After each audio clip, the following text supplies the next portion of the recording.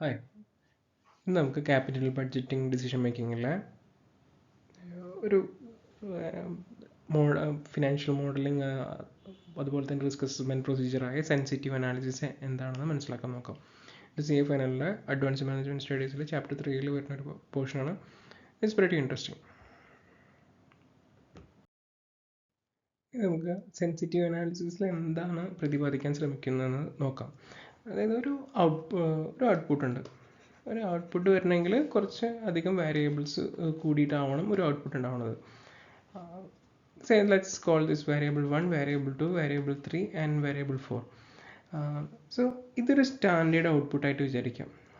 Standard ഔട്ട്പുട്ടായിട്ടൊരു ഒരു base ഔട്ട്പുട്ടിൻ്റെ ഒരു behaviour ആണത്. ഇത് നിലനിൽക്കെ തന്നെ what if I change variable one's value to something. ഇത് കുറച്ച് വളരെ ഈസി ആയിട്ട് മനസ്സിലാക്കണമെങ്കിൽ നമ്മളൊരു റെസിപ്പി വെച്ചിട്ടൊരു കറി ഉണ്ടാക്കാമെന്ന് വിചാരിക്കുക. അങ്ങനെയാണെങ്കിൽ ആ കറിയിൽ ഒരു particular item may be sambar ഉണ്ടാക്കുകയാണെങ്കിൽ കുറച്ചധികം ഉപ്പിട്ട് എന്ന് വിചാരിക്കാം.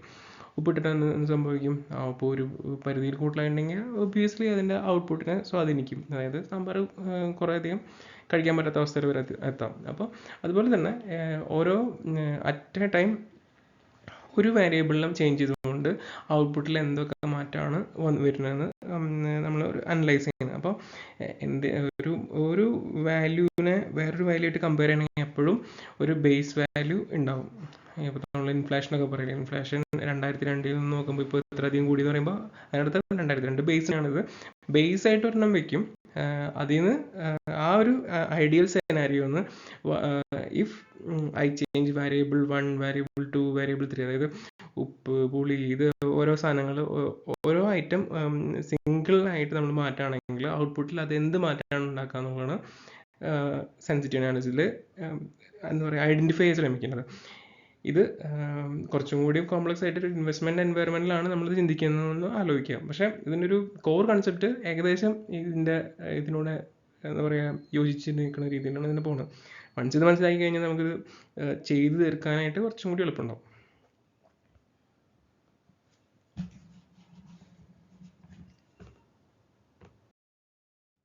ഈ സെൻസിറ്റീവ് അനാലിസിസ് മനസ്സിലാക്കാനായിട്ട് നമ്മളെപ്പോഴും ഉപയോഗിക്കുന്ന ഒരു ക്ലാസിക് എക്സാമ്പിളാണ് ലെമണേഡ് സ്റ്റാൻഡ് എന്ന് പറയുന്നത്.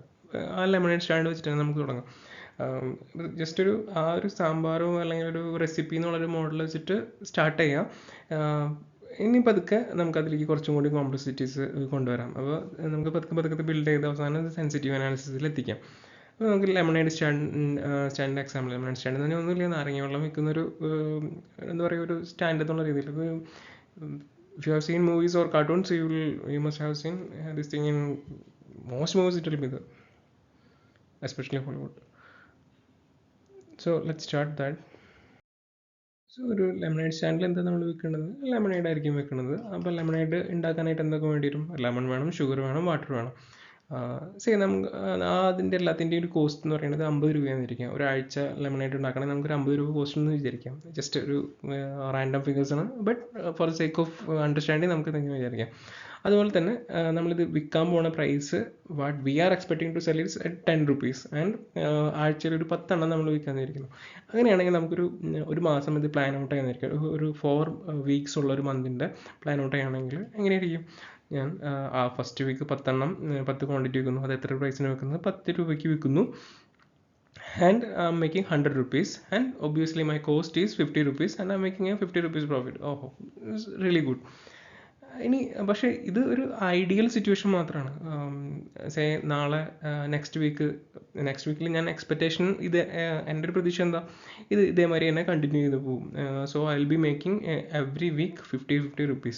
അതന്നെ end of the month I will be making 200 rupees. ഇതാണ് നമ്മളുടെ ഒരു ഐഡിയൽ സിനാരിയോ ആയിട്ട് ഞാൻ വിചാരിക്കുന്നത്. പക്ഷേ ആക്ച്വൽ സിറ്റുവേഷൻ ഇതിൽ നിന്നൊക്കെ മാറുമ്പോൾ ചിലപ്പോൾ മേ ബി ലെമണിൻ്റെ പ്രൈസ് കൂടാം, അല്ലെങ്കിൽ ഷുഗറിൻ്റെ പ്രൈസ് കൂടാം. ആൻഡ് ഇറ്റ് ക്യാൻ ഇമ്പാക്റ്റ് എന്തായിരിക്കും എൻ്റെ കോസ്റ്റിനെ ഇത് സ്വാധീനിക്കാം. Given other things remaining the same. എൻ്റെ കോസ്റ്റ് കൂടിയിട്ടുണ്ടെങ്കിൽ എനിക്ക് സെല്ലിംഗ് പ്രൈസ് കൂട്ടാൻ പറ്റില്ല, സെല്ലിംഗ് പ്രൈസ് കൂട്ടാൻ പറ്റില്ല. പക്ഷേ എൻ്റെ കോസ്റ്റ് കൂടി കഴിഞ്ഞാൽ ഒബ്വിയസ്ലി ഇവിടെ ഒരു 52 രൂപയുണ്ടെങ്കിൽ ഇവിടെ ഒരു 48 രൂപയും. That means my profit will dip. ഇനി വേറെ സിറ്റുവേഷൻ എന്തായിരിക്കും? എൻ്റെ ക്വാണ്ടിറ്റി സെല്ലിംഗ് കൂടി other things remaining the same, എൻ്റെ ക്വാണ്ടിറ്റി കൂടി കഴിഞ്ഞിട്ടുണ്ടെങ്കിൽ എന്തായിരിക്കും, എൻ്റെ പ്രോഫിറ്റ് അപ്പോൾ. അതായത് സേ ഇവിടെ 10 വിൽക്കേണ്ട അടുത്ത് 12 വിൽക്കുന്നു വയ്ക്കാം. അങ്ങനെയാണെങ്കിൽ എനിക്ക് 120 രൂപ കിട്ടും.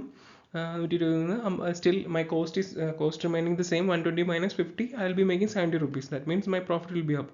അങ്ങനെ ഒരു ഇവിടെ ചെയ്യാൻ ഉദ്ദേശിക്കുന്നതിൻ്റെ ഒരു കാര്യം മനസ്സിലാക്കുക. അവരെന്നുണ്ടെങ്കിൽ ഇതാണ് നമ്മുടെ വാരിയബിൾസ് എന്ന് പറയുന്നത്. അതായത് വോളിയം, അതായത് എത്ര വോളിയത്തിലാണ് നമ്മൾ സെയിൽ ചെയ്യുന്നത്, അതുപോലെ സെല്ലിംഗ് പ്രൈസ്, ഇതൊക്കെ നമ്മളുടെ പ്രോഫിറ്റിന്, അതായത് ഔട്ട്പുട്ടിന് ഇവിടെ ഉദ്ദേശിക്കുന്നത് പ്രോഫിറ്റ് എന്നുള്ള രീതിയിലാണ് പോണത്. ആ പ്രോഫിറ്റിനെ സ്വാധീനിക്കുന്ന ഘടകങ്ങളായിരിക്കും ഈ ഒരു 3 ഘടകവും ഭയങ്കരമായിട്ട് എന്തിനെ സ്വാധീനിക്കും, നമ്മുടെ പ്രോഫിറ്റിനെ സ്വാധീനിക്കും. സോ ഇതിൽ വരുന്ന ഓരോ ചേഞ്ചസ് നമ്മുടെ പ്രോഫിറ്റിൽ എന്തൊക്കെ മാറ്റങ്ങളാണ് വരുത്തുന്നതെന്ന് ഒരു ജസ്റ്റ് ഒന്ന് അനലൈസ് ചെയ്യാൻ ശ്രമിക്കുന്നതാണ് നമുക്ക് വേണമെങ്കിൽ എന്ത് പറയാം, സെൻസിറ്റീവ് അനാലിസിസ് എന്ന് പറയാം. ഇപ്പോഴും നമ്മൾ സെൻസിറ്റീവ് അനാലിസിസിൻ്റെ പൂർത്തിയായ ഒരു രൂപം ക്യാപിറ്റൽ ബഡ്ജറ്റിങ്ങിൻ്റെ രൂപത്തിലെത്തിയിട്ടില്ല കേട്ടോ. പക്ഷേ ഇതാണ് ഇതിൻ്റെ കോർ തീം. അതായത് there are some variables and you are trying to make change to each variable in a and it could be a positive, mostly to adverse ആയിരിക്കും മാറ്റം വരാം. അഡ്വേഴ്സ് ആയിട്ട് മാറ്റം വന്നിട്ടുണ്ടെങ്കിൽ നമ്മുടെ പ്രോഫിറ്റിൽ എന്ത് വ്യത്യാസം വരുന്നതാണ് കണ്ടുപിടിക്കാനാണ് നമ്മൾ ശ്രമിക്കുന്നത്. ഇതെന്തിനാണ് കണ്ടുപിടിക്കുന്നത്? ഇത് കണ്ടുപിടിക്കുമ്പോൾ നമ്മുടെ we can make better decisions. Okay, എൻ്റെ പ്രോഫിറ്റ് കുറയാൻ പോകണം, അപ്പോൾ then I'm selling more quantity, then എൻ്റെ കോസ്റ്റ് കൂടിയിട്ടുണ്ടെങ്കിൽ എനിക്ക് എങ്ങനെ പ്രോഫിറ്റ് മെയിൻറ്റെയിൻ ചെയ്യാൻ പറ്റും? I have to increase my price or I have to sell more units quantity. അപ്പോൾ ഇത് ഇങ്ങനെ നമുക്ക് ഡിസിഷൻ മേക്കിങ്ങിന് കുറച്ചും കൂടിയും എന്താണ് ആക്റ്റീവ് ഇൻവോൾവ്മെൻറ്റിന് വേണ്ടിയിട്ട് യൂസ് ചെയ്യുന്നത്. അതാണ് സെൻസിറ്റീവ് അനാലിസിസ് എന്ന് പറയുന്നത്. Okay, let's move. It's not, you can skip this part. Sensitive analysis ഇനിയും മനസ്സിലായില്ലെങ്കിൽ ലെറ്റ്സ് ഗോ വിത്ത് ഒരു കുറച്ചുകൂടി ഡം മോഡലിൽ പോവാം. അതായത് ഒരു say there is A, B, C, D 4 variables, ഒരു 4 വേരിയബിൾ ഉണ്ടെന്നൊക്കെ, A, B, C, D. ആ വേരിയബിൾ എല്ലാം കൂടി കൂട്ടുമ്പോൾ 4. Let's say it's imagine 1 2 1 1 1 1 1 1 1 + 1 + 1 = 4. ഇതാണ് നമ്മുടെ ബേസ് സെനാരിയോ എന്ന് പറയുന്നത്. ഇനി ഇതിൽ നമ്മൾ സെൻസിറ്റീവ് അനാലിസിസ് ചെയ്യുമ്പോൾ എന്ന് വെച്ചിട്ടുണ്ടെങ്കിൽ നമ്മൾ എയുടെ വാല്യൂ ഒന്ന് 2 ആക്കി നോക്കും. അങ്ങനെയാണെങ്കിൽ ടോട്ടൽ ഇതിന് എന്ത് മാറ്റം വരും? സോ ഇവിടെ നമ്മുടെ ഔട്ട്പുട്ട് എന്ന് പറയുന്നത് 5 ആയി. That means B has from base the output has increased to 5. That means 1 രൂപ കൂടിയിട്ടുണ്ട്. അത് എന്തിൽ മാറ്റം വന്നപ്പോൾ, അതായത് എ എന്ന് പറഞ്ഞൊരു വേരിയബിളിൽ 1 രൂപ മാറിയപ്പോൾ നമ്മുടെ ഔട്ട്പുട്ടിലും 1 രൂപ മാറിയിട്ടുണ്ട്. ഇങ്ങനെ ഒരു എന്താ പറയുക, നമ്മുടെ വേരിയബിളിൽ ഉണ്ടാവുന്ന ഒരു ചേഞ്ച് എങ്ങനെയാണ് ഔട്ട്പുട്ടിൽ അതിൻ്റെ ഔട്ട്പുട്ടിൽ ചേഞ്ച് ഉണ്ടാക്കുക എന്നുള്ളത് മനസ്സിലാക്കാൻ വേണ്ടിയാണ് നമ്മൾ സെൻസിറ്റീവ് അനാലിസിസ് ചെയ്യുന്നത്. I hope now that core concept is clear for you. നമുക്ക് ഈ ഇത്തരം സെൻസിറ്റീവ് അനാലിസിസിൻ്റെ കോമൺ ആയിട്ടുള്ള ഒരു പ്രോബ്ലത്തിൻ്റെ ഒരു ഫ്ലോ നോക്കാം എന്താണെന്നുള്ളത്. അതിൻ്റെ ഫ്ലോ പോകുന്നത് വളരെ സിമ്പിളാണ്. അതായത് നമ്മളിത് ബേസ് NPV എന്ന് പറഞ്ഞിട്ടുണ്ടെങ്കിൽ നമ്മുടെ സെൻസിറ്റീവ് അനാലിസിസിൻ്റെ സ്റ്റാർട്ടിങ് പോയിന്റ്. അതായത് ഇപ്പോൾ നമ്മുടെ ഒരു ഇൻഡെക്സ് ചെയ്യാന്നൊക്കെ പറയില്ല, ഇൻഡെക്സ് ചെയ്യുന്നതുകൊണ്ട് ബേസ് പ്രൈസാണ് ബേസ് വാല്യൂ ആണ് NPV എന്നുകൊണ്ട് ഇവർ സെൻസിറ്റീവ് അനാലിസിസ് ഉദ്ദേശിക്കുന്നത്.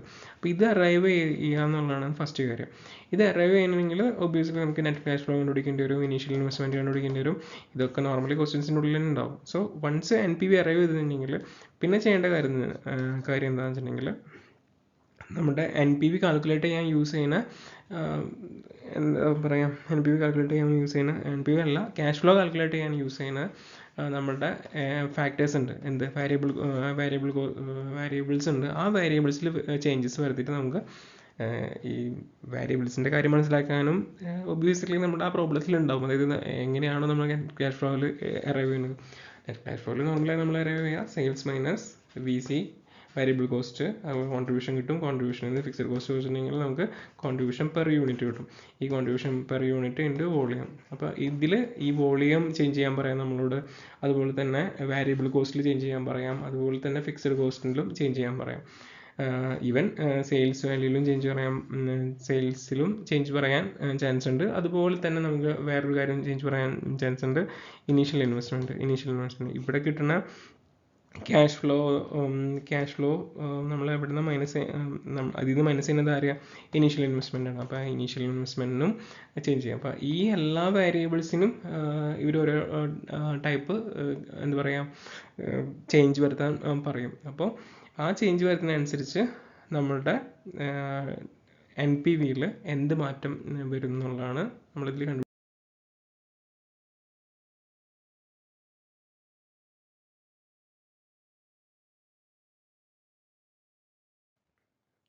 നമ്മളൊരു ഇതിൻ്റെ ഒരു നോർമൽ പ്രോബ്ലത്തിൻ്റെ ഒരു ടേബിൾ നോക്കുകയാണെങ്കിൽ ഏകദേശം not good at drawing, so bear with it.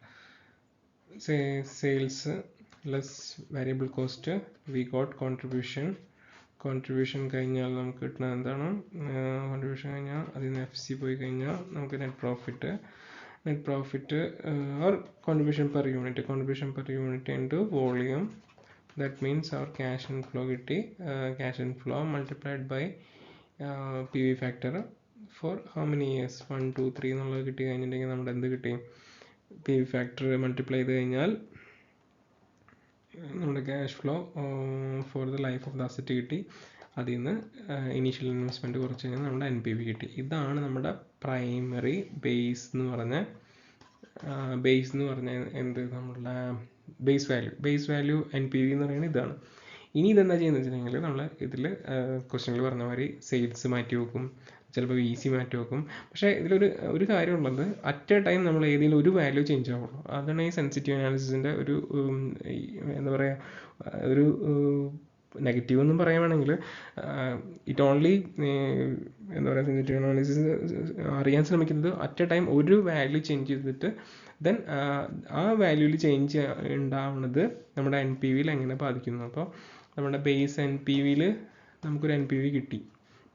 അടുത്ത ഒരു ചേഞ്ച്, ഒരു അഡ്വേഴ്സ് എഫക്റ്റ് പറഞ്ഞു, സെയിൽസ് നമ്മുടെ കുറയാമെന്ന് പറഞ്ഞു. അങ്ങനെയാണെങ്കിൽ ഒരു 10% സെയിൽ കുറഞ്ഞപ്പോൾ എങ്ങനെയായിരിക്കും നമ്മുടെ ഈ 10% എടുത്തിട്ടുണ്ടെങ്കിൽ ബാക്കി എല്ലാത്തിലും 10% തന്നെയായിട്ട് നോക്കുന്നത്. ജസ്റ്റ് 10% സെയിൽ കുറയുകയാണെങ്കിൽ നമ്മുടെ NPV യിൽ എന്ത് മാറ്റം വന്നിരിക്കും?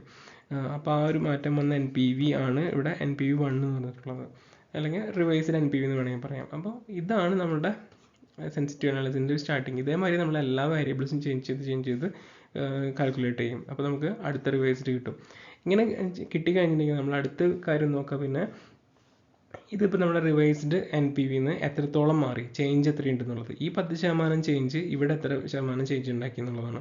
അപ്പോൾ അതിന് ജസ്റ്റ് ഒരു ഇക്വേഷൻ ഉള്ളത് എന്നുണ്ടെങ്കിൽ റിവൈസ്ഡ് NPV മൈനസ് NPV ഇത് original NPV divide by original NPV multiplied by 100. ഇതൊരു പെർസെൻറ്റേജ് കിട്ടും. ഈ പെർസെൻറ്റേജ് നമ്മളിവിടെ അങ്ങനെ എഴുതിക്കൊണ്ടിരിക്കുക, അതായത് ഇത്ര ശതമാനം. ഇത് ഈ കിട്ടുന്നതാണ് നമ്മുടെ സെൻസിറ്റീവ് അനാലിസിൻ്റെ ഒരു എന്താ പറയുക മെയിൻ ഭാഗം എന്ന് പറയുന്നത്. ഇത് അവസാനം പിന്നെ ഈ കിട്ടുന്ന വാല്യൂ നമ്മൾ ഇൻ്റർപ്രറ്റ് ചെയ്യുന്ന മാതിരി ഇരിക്കും സെൻസിറ്റീവ് അനാലിസിൻ്റെ അടുത്ത ഒരു സെക്ഷൻ എന്ന് പറയുന്നത്. അതായത് 10% ചേഞ്ച് നമ്മുടെ സെയിൽസിൽ ഉണ്ടാക്കി കഴിഞ്ഞിട്ടുണ്ടെങ്കിൽ how much it is affecting NPV. 10% change variable കോസ്റ്റിൽ ഉണ്ടാക്കി കഴിഞ്ഞാൽ അതിൻ്റെ എഫക്റ്റ് എങ്ങനെയാണ് NPV നെ ബാധിക്കുന്നത്. ഇതിങ്ങനെ ഓരോ വേരിയബിൾസിനും ചേഞ്ച് ചെയ്ത് പോയി കഴിഞ്ഞിട്ടുണ്ടെങ്കിൽ നമുക്ക് നമ്മുടെ സെൻസിറ്റീവ് അനാലിസിസ് കംപ്ലീറ്റ് ചെയ്യാം. If you understood the concept, best thing is to try out ഒരു പ്രോബ്ലം ചെയ്ത് നോക്കാം. ഈസിയാണ് ഈ ഒരു കോൺസെപ്റ്റ് വെച്ചിട്ട്. ഇതിൻ്റെ സ്റ്റേജസ് അറിയാമല്ലോ. അപ്പോൾ അതായത് 1, 2, 3 എന്ന് പറഞ്ഞിട്ട് ഒരു ഫ്ലോയിലാണ് ഇത് സെൻസിറ്റീവ് അനാലിസിസ് ചെയ്യുന്നത്. So try it out yourself. So thanks for watching. ഒരു പ്രോബ്ലം ഞാൻ വേറൊരു വീഡിയോയിൽ ചെയ്ത് കാണിക്കുന്നുണ്ട്. But try to do on your own. That's the best thing you can do.